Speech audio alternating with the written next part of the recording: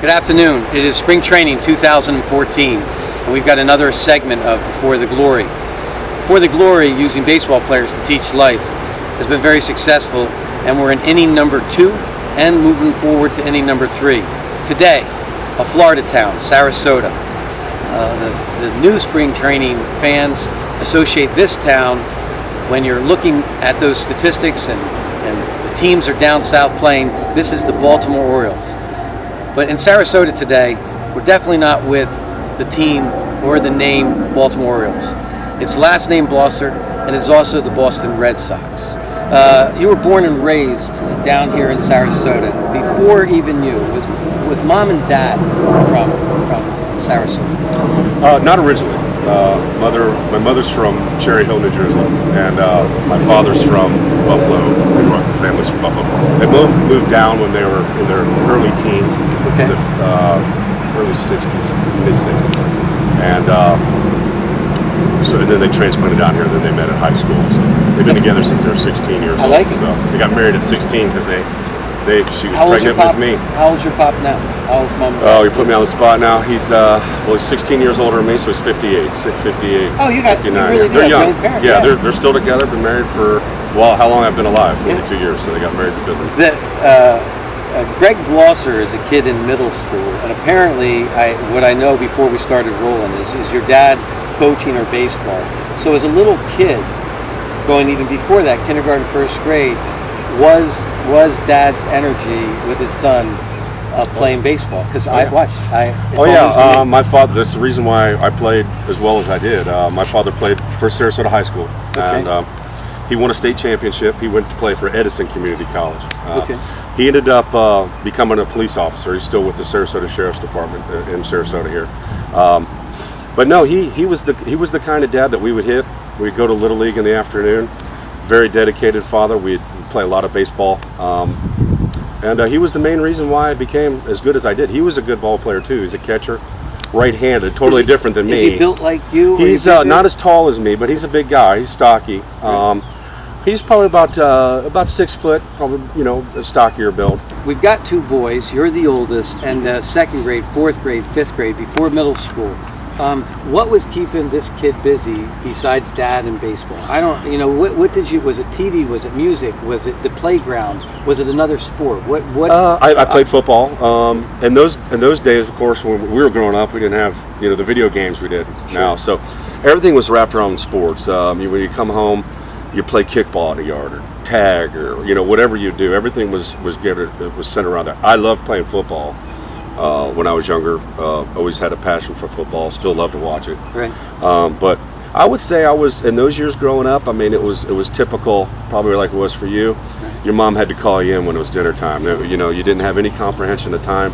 You get home, you just go outside and you go play. So that was basically it. To our viewers, if you look on the map of Florida, and you're deciding with your other computer screen to see where this Sarasota is, there's the Atlantic Ocean side of Florida, and then there's what would be called the Bay side, the western side of the state. So Sarasota is below Tampa, Clearwater, and St. Pete.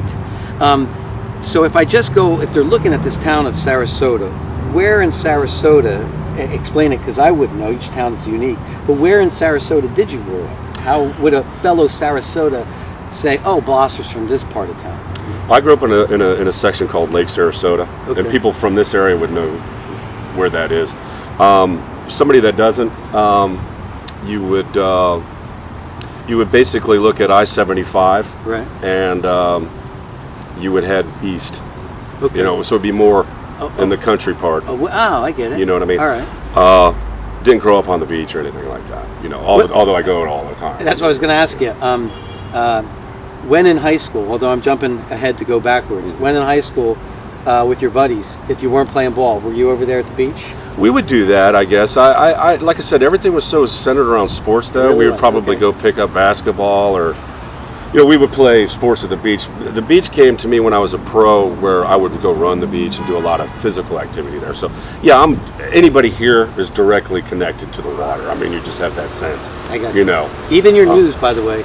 When we were in the hotel room last night and I put on the news, they were explaining the wind percentages for the sailors. Yeah. you get a whole fishing report, right? Doesn't exist. You know, sir, it's funny in Florida. It's kind of when I'm in your neck of the woods up in Jersey, New York area. I can't tell which direction I'm in. I can't, even though I know that the Atlantic's on my right if I'm facing north. I get it. But down here, I have a real good sense of where I'm at. And, Yeah. so you get to know that because you're right. You know, the water's west. That's it. So, but no, I think we did spend time on the beach. But we were just, I mean, the group of people that I was with at the time, and we were really good ball teams then. We won some state championships and even a national championship. So we were really focused on playing baseball. I mean, When you were in 8th, 9th, and 10th grade, were you not only the best guy on your team, were you the best guy and everybody knew it, or did you have to grow into, because eventually you're going to get attention and you're going to leave home, but where does the moving a level or two ahead, where does that occur? okay, for me, I definitely didn't feel I was the best. I might have been a part of a few guys that were the best in this area. Okay. There were several other guys. I mean, we can get into names, but there's several other guys that were really good. So for me, no, I always felt the responsibility. I was more like Billingsley. I'd be up early. I would work hard. I can remember I was very competitive and I really wanted to win for myself, you know, and for my team. But I remember even if I was at home at night, I would get up and I'd go run sprints, or I'd go out and visualize catching passes and just run and run. And I still work out like that today. So I was from my father to my high school coaches, the one thing that they taught us is that if you feel and you know you're working harder than anybody else, you have that edge. Oh, yeah. And so that's how we were good. That's how I got to be a number one draft pick, because my team was so good at that. You know, we really banded together. And so I think for me, I certainly didn't think I was the best player around. Now, maybe somebody would say that. I never really concentrated on that. What I concentrated on was, believe it or not, just winning baseball games. And when it got into high school, when I was starting to get into high school at that level, my father went to Sarasota High. That's all I ever wanted to do. I didn't think about playing professional baseball. Or I didn't even know if I was going to get drafted or any of those things. Right. I wanted to play good for Sarasota High. What positions? What I was always an high school outfielder. Okay. I was always allergic to ground balls. I have no idea why. People say you should have played first. Now, I wish I was born right-handed thrower. Sure. I was a natural catcher. Right. I even caught when I was coming up in Little League. But, of course, they don't let you do that when you're left-handed. Of course, I couldn't understand why, and it got me pretty mad at times. It's rare. But I was you put me on the spot. There's a guy named Squires for the White Sox that was a left-hander, and in the dire need before your time, if they needed to give in a 16-3 game, 2 innings, Squires, right, as a left-hander, Sure. we Chomping at the bit. Skip. Yeah. You know? And so if you read about left-handed catchers, this guy Yeah. Squires, I go to you away from playing. When you're with your boys, 10th grade, 11th grade, when you're with your friends, ESPN was invented during your time, so you're a younger interview for this series. Who was your team? Who are the players? If we're sitting here watching the TV, you know, you guys are around, you know the sport, and there's 30 teams. Sure. You had to say, I like this team, or I like this player, or this guy's impressing me. What were you and your friends? Well, in those years, there wasn't a team professionally in Florida. Now I'm a Rays fan, you know. But I'm a hometown guy. Anything from Florida I root for. You know, that's just the way it is. So. But in those years, I'll tell you, it was more players than teams. Now, years ago, we used to catch WGN every game. The Cubs would come in, and then we'd catch TBS, which was always the Braves. Now they don't do that anymore, but it was the Braves every afternoon. That was my grandmother's favorite team. But so before those years, it would be more players. You know, earlier when we were discussing, Mantle was a guy. Sure. Hero. Williams, you know, those guys were before me. But see, for me, history, I was always fascinated with history. I mean, my office is filled with old pictures of it. So to me, I guess maybe current players would, you know, I can't think of any of the top, maybe Dale Murphy would have been a guy. I was a George Brett fan because I was left-handed. I saw him play a couple times at an old place called Payne Park. There used to be an old field downtown here. Okay. Before they built that Smith. So it would be more probably individuals at that time. Cool. You know. I'm going to transition into, and I'll use Billingsley as an example again because I'm using the chat interview.